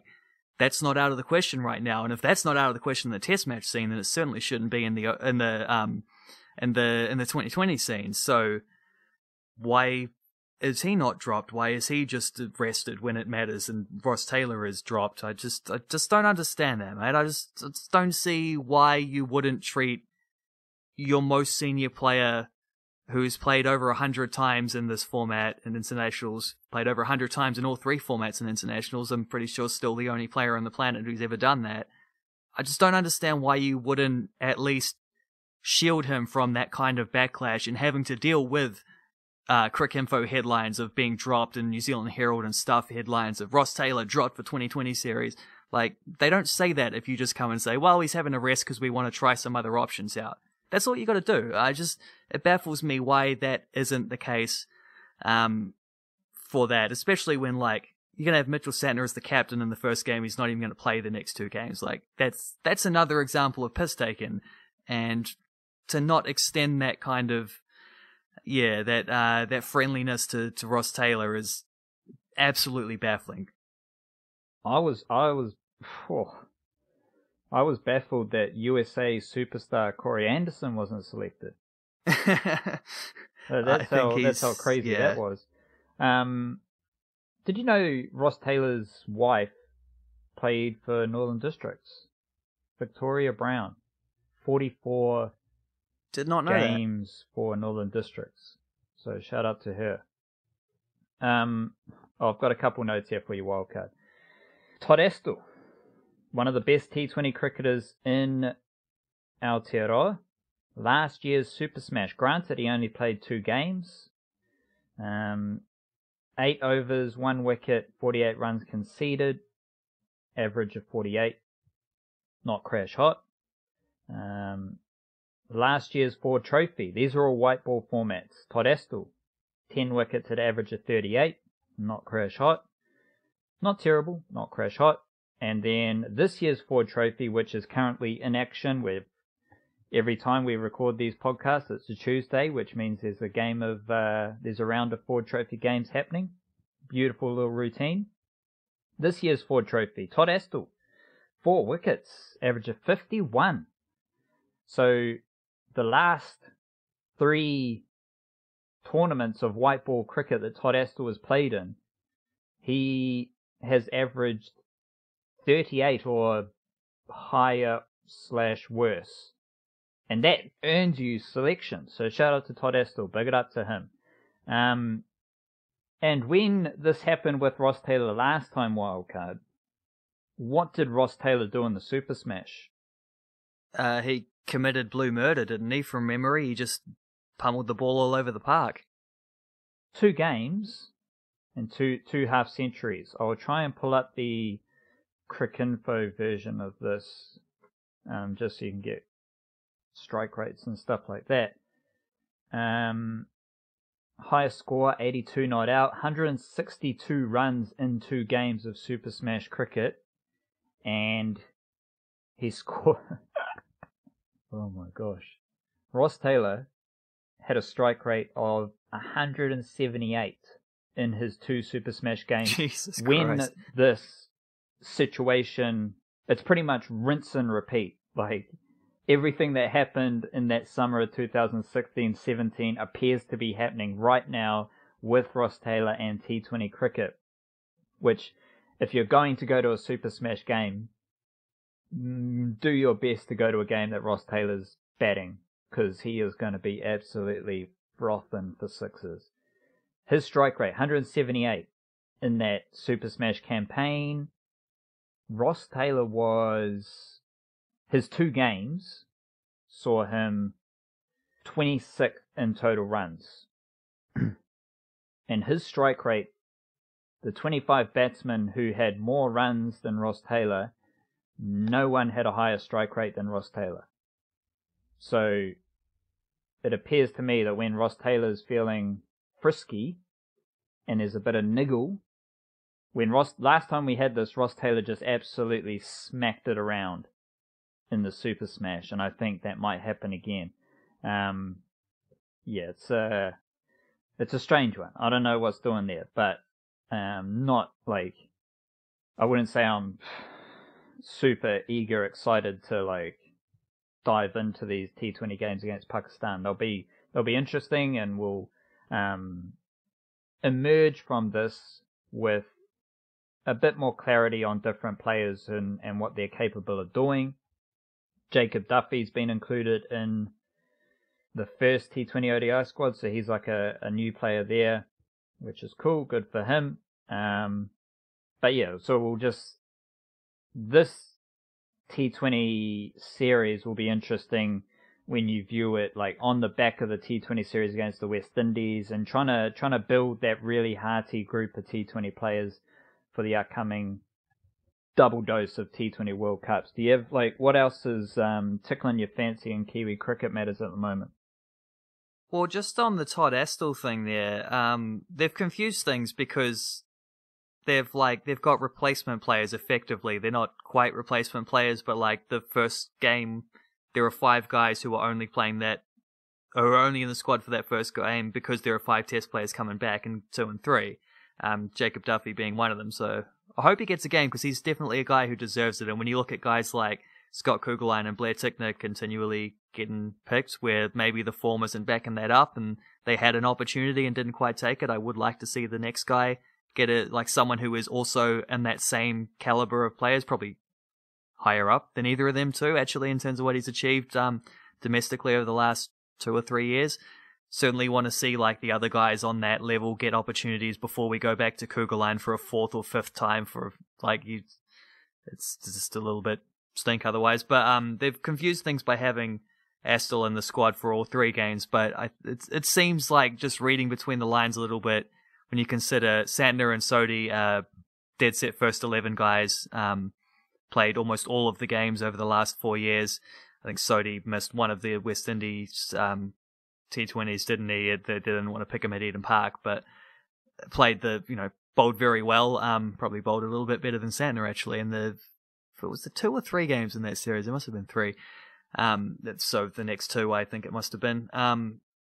You're not picking 3 spinners. You didn't even pick a single spinner in the Test series, so you're not going to pick 3 in 2020s. And there's different circumstances because you're not worried so much about conditions so much as you are about tactics, and you can actually bowl quite well defensively with spin bowling in New Zealand, even though you can't take wickets for it apparently. As far as just basing on the records of some of our spinners in New Zealand, they don't seem to take very many Test wickets, but they can at least lock up the ends. And in 2020 cricket, that's often all you need to do. And if you can do that, that will lead to wickets in its own way through scoreboard pressure. So spinners, the fact that spinners are being picked in the squad doesn't have to be like a hypocritical thing because they didn't pick a spinner in the Test stuff.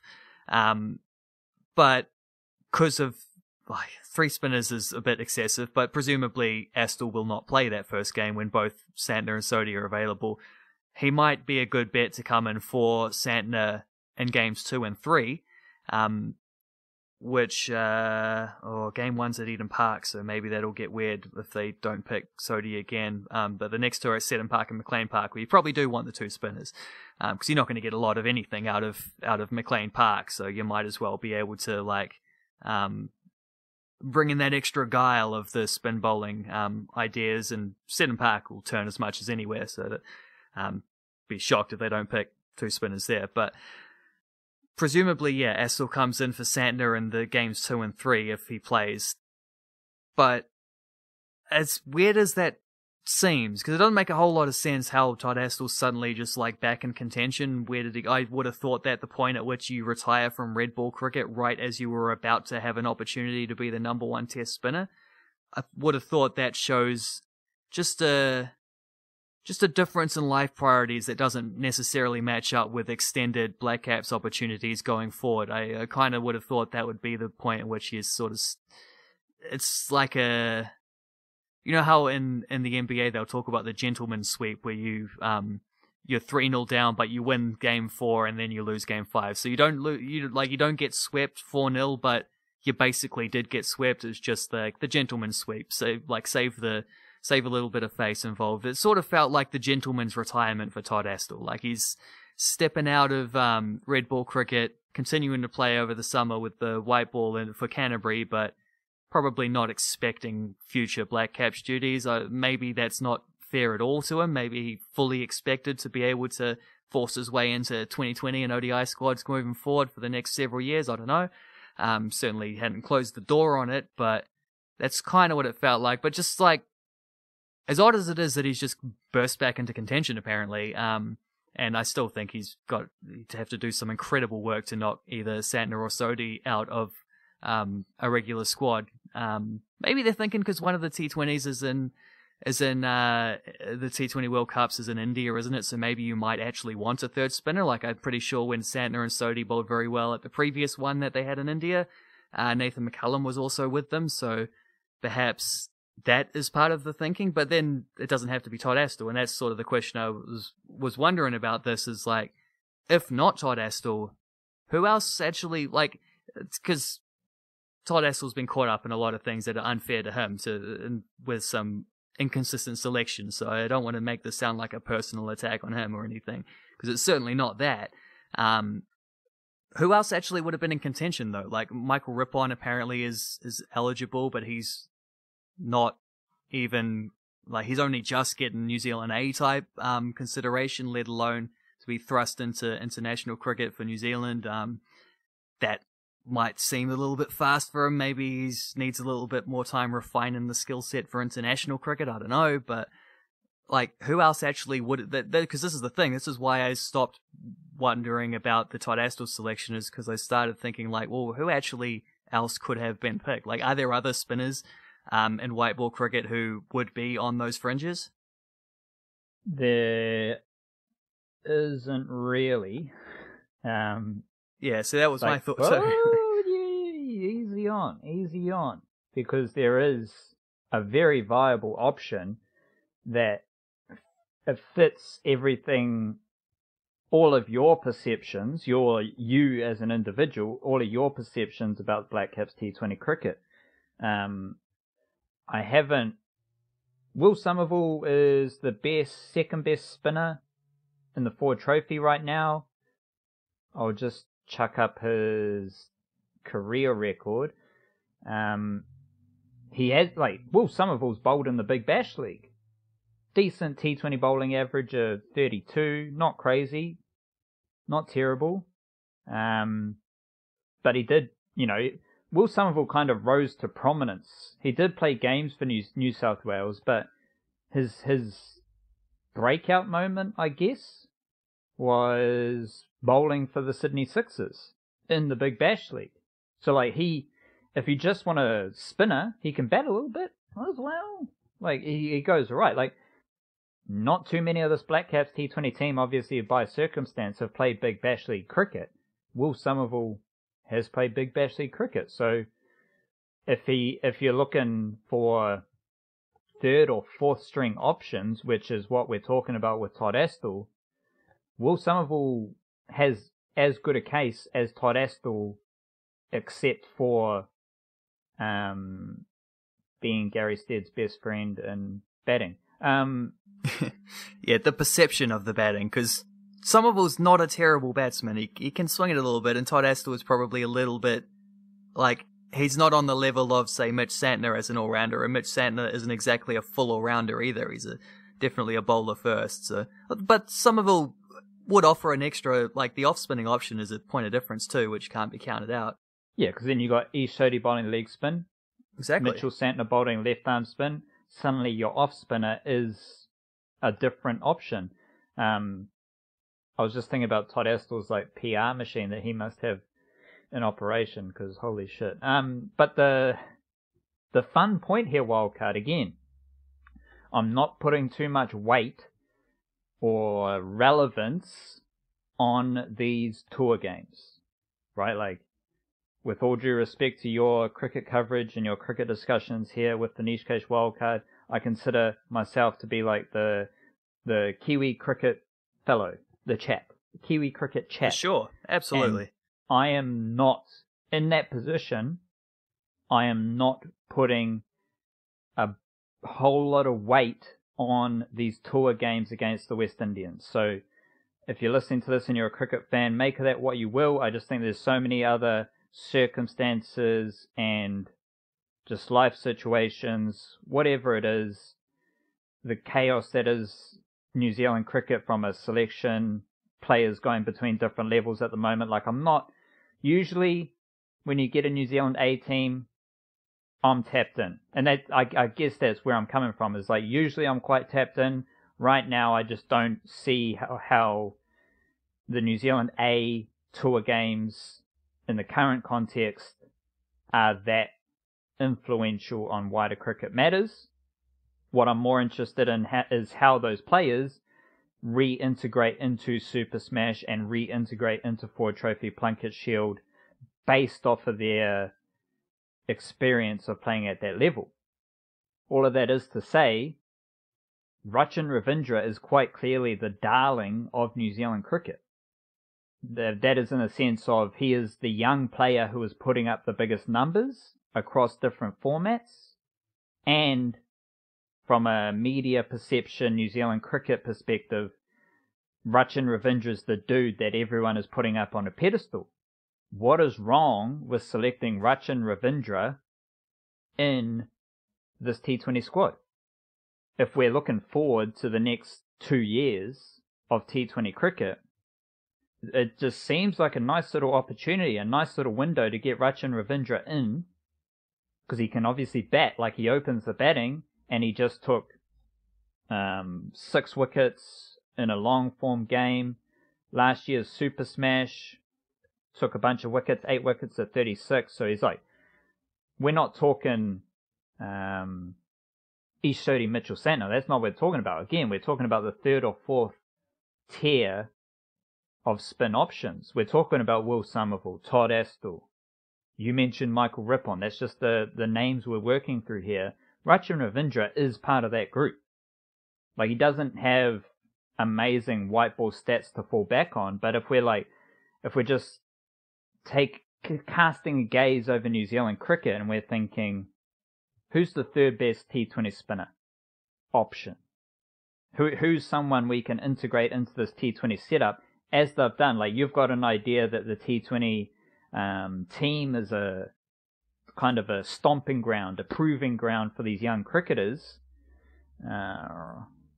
Like, there's Mark Chapman still in the I just close tabs and then I have to open them again. It's quite frustrating. You've got like right click, reopen last tab. It's a lifesaver for me every single week. But you've got like Jacob Duffy comes in as a young player, gets his first crack in T20 cricket. Mark Chapman's there. Blair Tickner's still there. Scott Kugelheim. Like, these players are being integrated into Black Caps cricket through T20 cricket, which is what you've stated for a while now. Like, why isn't Rachin Ravindra considered in that when he's like pretty clearly the best younger cricketer in New Zealand right now? Any format, whatever format you want to throw, the most consistent player across all 3 formats of the younger bracket is Rachin Ravindra. So, like, when we're talking about that third or fourth spinner all-rounder, because obviously Todd Astle was selected for his all-round abilities, surely Rachin Ravindra has to be considered. His is a really fascinating case for all those reasons, because he's definitely been brought along, like, by the selectors in a way which, like, a lot of guys, like Jacob Duffy's probably a good example of someone who's, what would he be, like 26 or something now, who's been working very hard, playing sort of outside of the spotlight as well for Otago, an Otago team that hasn't been at its best in the last few years. Like, generally got the lowest number of New Zealand representatives coming out of there at the moment, and like Even when they did have big old Neil Wagner bursting through, he goes and moves to Northern Districts. So, like, it's a little bit of an unglamorous way to be on the come up for Jacob Duffy, and he's had to sort of pay a lot of dues to get there. Rachin Ravindra sort of came through as one of the stars of his under-19s crop, and has kind of been given a helping hand along, playing a lot of these, basically all of these New Zealand A games, basically. Even when that's reflected, when that's reflected in his form for selection, and when it's not reflected, because his Plunket Shield stats at the start of the year were absolutely shocking. He was probably the second worst opener over the first half of the season, behind Sean Solier, who himself was like a converted opener in a new situation for him. Having said that, he's scored some good runs since then in the New Zealand A stuff, and he just had a huge game that you mentioned against West Indies, where it's not a surprise that he scores an unbeaten 100 in that game. Strike rate at 82 as well, which is impressive because he hasn't always been the quickest scorer in some of these examples. It's not so much that, because we've seen he is clearly a capable batsman, and he is early in his career, and he is working through some of these things that you got to work through before you find that consistency as a first-class cricketer leading into international cricket, etc., etc. What's interesting is that he batted at 6 to score his 144 not out. Glenn Phillips and Tim Seifert opening the batting. Surprise, definitely a surprise. You would have thought Ravindra and Seifert would be the other way around. You might not have even expected Phillips to be opening. It's a little bit of a odd one as to what they might have been thinking. But then he comes through and takes 6 for 80 odd with the ball as well. He was playing in a Mitchell Santner role in this game, wasn't he? In lower down in the batting order, in the middle order to where you're in an all-rounders role, and then bowling, I think, more overs than anyone else did in that one. He didn't, none for 56 in the first innings, so not a massive amount there. But I mean, that second innings, where are we? 19.3 overs. Ish Sodhi only bowled 6 overs. Scott Kugelheim only bowled 6 overs. Blair Tickner 14. Doug Bracewell 10 overs. He was, I guess, when you start taking wickets, you just stay on and keep taking wickets. You stay on even longer when you're a spin bowler. You don't have to worry about the short over spell type things. You just keep rolling the arm over. So there's probably a little bit of momentum that leads into that. But this happened as him playing in a role which clearly was meant to emphasize his spin bowling a little bit more, his potential as maybe even an all-rounder. He's, again, that. I think he had a first-class average of a triple figures as a bowler coming into this season. He's taken a few wickets, so he's probably, and obviously this one would have really dragged that way down. But he's been a guy who passes the eye test without necessarily passing the stat test a lot. It's just quite interesting to see that, and that's not a problem. That's just normal young player first-class cricket. Clearly, he's going to get there. That's not the issue. It's just maybe, I don't know. That thing about getting the helping hand, he's definitely been pulled along quite far. They're definitely investing a lot in him.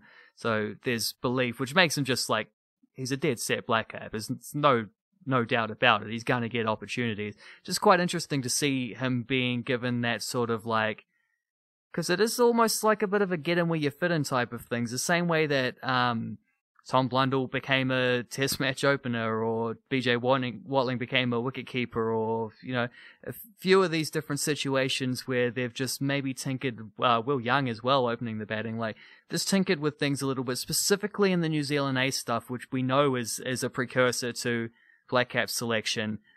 It's just interesting to see what that might mean for his career, because he has been an opening batsman who could bowl a little bit, and here they picked him, taking the pressure off him as an opener, where he has been a little inconsistent, and as you would expect for someone his age, I don't know that there'd be any other openers around the Plunket Shield consistently playing every week at his age. I can't think of anyone off the top of my head. There's a few sort of 23, 24 range maybe, I don't know. I'd have to look that up though. It's just interesting to see him used in that role where he was playing as an actual all-rounder, which is an emphasis on his bowling, actually, which we haven't really seen. But I mean, emphasis on bowling has been a point that Gavin Larson's made many times. You remember when they gave Mark Chapman a little bit of a go in the 2020 team for a while, and then he fell back out when other guys came back in contention, and Gavin Larson specifically said, like, well, it'd be interesting if he worked on his bowling and gave us that little option as well, which is a stupid way to be thinking about how to select players, but it is another tool in the toolkit, so it's worth, if you're Mark Chapman, it's certainly worth figuring that out. Glenn Phillips has suddenly become a little bit of a half-decent off-spinner over the last 12 months, and Michael Bracewell bowled a few overs in this New Zealand A game as well. It's a factor that is not one that we can sleep on because it's so consistent with the way that the Black Cap selection has been in recent times.